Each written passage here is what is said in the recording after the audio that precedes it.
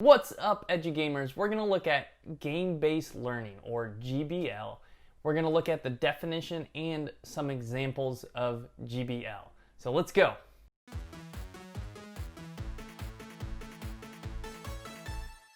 Before we get started, if you have any questions about GBL, leave a comment below and be sure to subscribe. We'll have more videos about game-based learning and using games in education. So let's get started. We're always experiencing the world through play. We can look back all the way to when we were kids and how play was an expression of who we were and also how we experience the world. Then we can go all the way up to our adult lives and look at something as serious as military simulations or how the CIA used a card game to train its employees and analysts. So play is a very integral part of our society and who we are. So let's continue to look at the definition of game-based learning. I really like this definition from the University of Waterloo, and it goes like this. Game-based learning involves designing learning activities so that game characteristics and game principles inhere within the learning activities. Really awesome definition, and I think it shows what exactly is game-based learning. It's looking at the process of learning through play. So I want to look at an example of game-based learning. We're going to look at the game Mario. Now, we're not going to look at Mario in a traditional sense of learning content like science or math.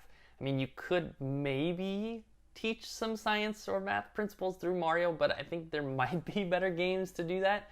So I want to look at something a little bit different on what we're learning in Mario. So if you think about the first level in Mario, when you first play the game, you're going through the level, you see the boxes, you kind of experiment with how fast Mario can move, you experiment with his jump, you jump into the boxes, some of the boxes reveal coins, some of the boxes reveal enemies. So if you play Mario and you die, you instantly respawn and you're back at it again. So through this process of playing the game, you're learning things like how quickly Mario moves across the screen. You're learning how far he jumps. You're learning what boxes contain enemies. You're learning what boxes contain coins. You're learning how to jump across gaps so you don't die. So these are things you're learning through play with the game Mario. So that is an example of game-based learning, but I want to look at an example of game-based learning with content. This is a reference I love to talk about a lot. It's from a TEDx talk by Andre Thomas. And what he does, he pulls up this chart and he asks the audience, what is this? So what do you think this is?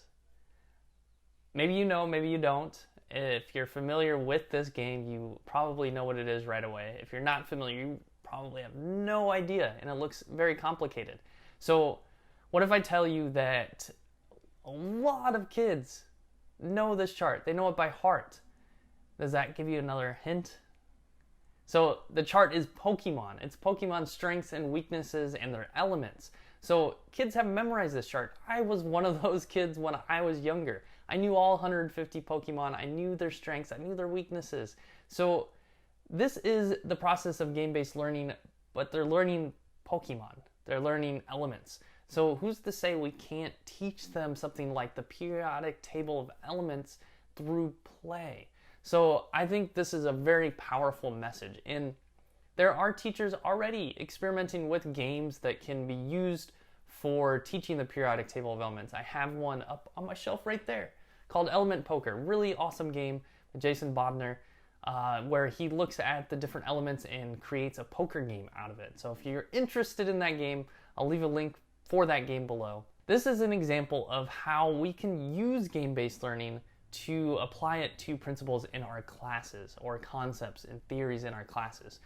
Now we have two examples. I want to share an example with you that I've used for English language teaching. So this lesson I developed from a board game called Snake Oil. So if you're unfamiliar with the term snake oil, in the past doctors would create these products and claim that they would cure anything. Like maybe you would grow your hair back, or you would use it and your skin would be beautiful and smooth. So one of the products was snake oil. So that's where this term snake oil comes from. And what this game does is cleverly take that story and creates a game mechanic out of it. So in the game, you get two cards and someone else gets one card. So I get 2 cards, and on those 2 cards it might be 2 random words. I always like to use this example, slippery and banana. And the other person would get 1 card that is the role they are. So maybe they are a customer and they're looking to purchase your slippery banana product. So as the player that has the 2 cards, I have to convince the customer to buy my product and why they might want to purchase it. So what I did is I took this mechanic and I applied it to English language teaching. And students would have to create their product in groups and then sell it to the customer. So this is great for practicing fluency, practicing speaking confidence, gauging how long you have to talk. So I would time them and I would create a point system based on how close they got to talking for a minute. So I developed these game mechanics from snake oil, and that's how we look at game-based learning, and we look at that learning process of fluency, communicative-based teaching. I could look at even asking them to use vocabulary words that they get bonus points if they use those as well. So creating a lesson plan and integrating game mechanics was a fantastic way to engage my students in class. All right, so we have a definition of game-based learning. We have some examples. I want to talk about something really quickly before we end this video about gamification. So it's really important we don't confuse game-based learning with gamification.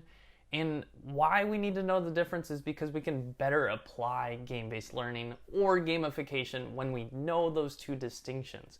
So, for example, gamification is adding on gaming elements, where game-based learning is learning through play. So, an example of this, if we're using gold coins to reward our students for positive behaviors in our class, that would be an example of gamification. We're adding on an element of games. So on the other hand, with game-based learning, students are learning through play. They might be playing a game, and through that game, they're learning content or learning skills. And as a reward in the game, as a part of the game, they're earning coins. So really, to be able to advance in the game, they need to complete these tasks, and the coins are just an addition.